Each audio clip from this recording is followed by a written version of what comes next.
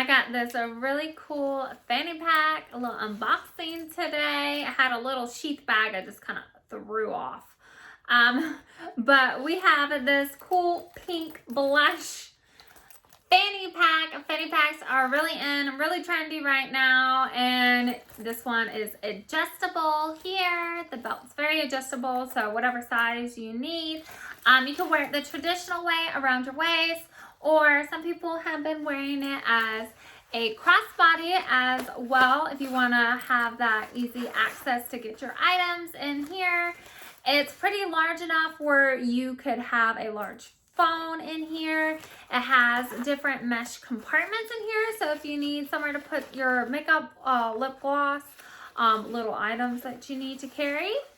And I'll show y'all this, my favorite little thing I've noticed on here. It has the hidden compartment zipper in the back.